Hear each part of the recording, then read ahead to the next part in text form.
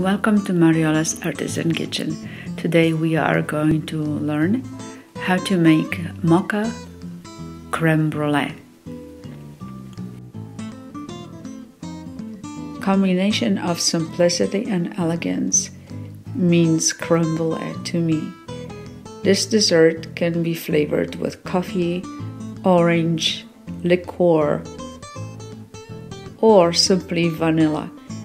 Pumpkin is one of my favorites as well.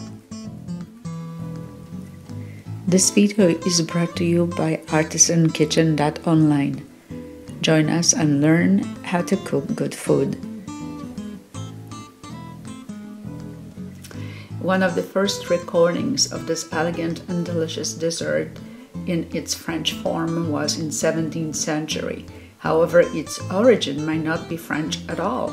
England, Spain, and France all claim to have created the first version of this famous dessert. However, most historians agree that custards were very popular in the Middle Ages across entire Europe, so you can't tell. For the basic ingredients, you will need 3 cups of good cream, 1 whole egg and 4 egg yolks, half a cup of sugar, vanilla, it could be a vanilla bean or extract, and espresso coffee, as I have chosen to make the mocha flavor of my crème brûlée. On a medium flame, heat your cream with sugar and vanilla to almost the boiling point. Cut your vanilla bean lengthwise. Now, if you have chosen to use the vanilla extract, 1 tablespoon goes a long way. I find that it's something magical when I eat my crème brûlée and I see some seeds from vanilla bean. It makes it more artisan and authentic to me. After you've cut your bean, scrape off with the back of your knife the seeds from the inside and place both in your warming cream, vanilla bean and vanilla seeds, for added flavor. Once your cream reaches the point of almost boiling, turn off the fire. Now add your previously made espresso coffee and strain the entire liquid through a nice sieve. You want to make sure that you remove the larger parts of the vanilla or possibly coffee to make your custard absolutely velvety.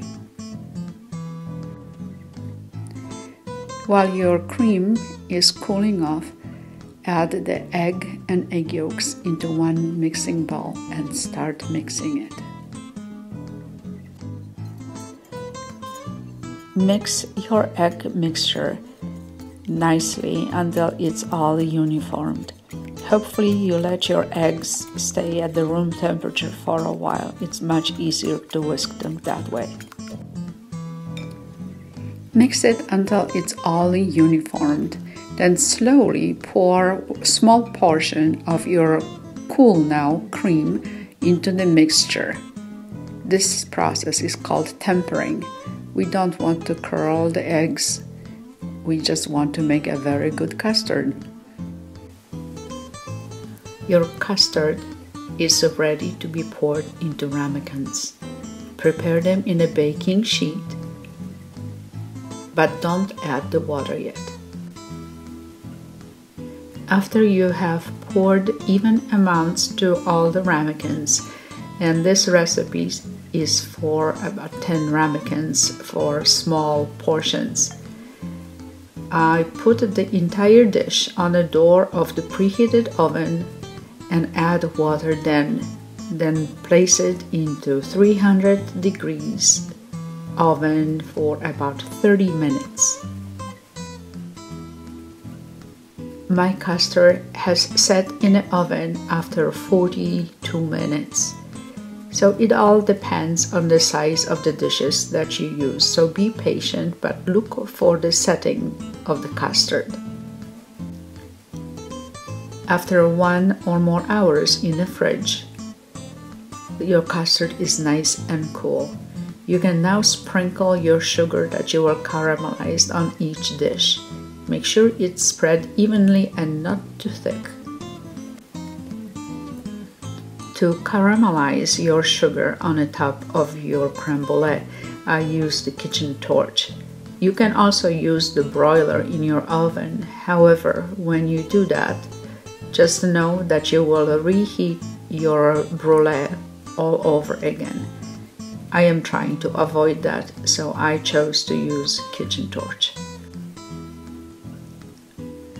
I found that a little bit focus on a slow movement of the flame over the sugar melts it and then caramelizes that.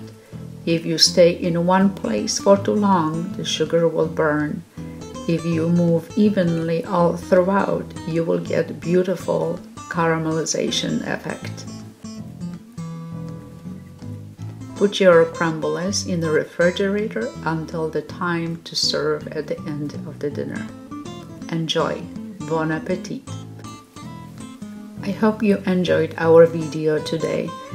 Crème brûlée will make you truly a hero of a chef and a hostess when you are entertaining. It is very much simple and easy dessert to prepare. I hope you are going to check us out on our website at artisankitchen.online and subscribe to our services. Thank you.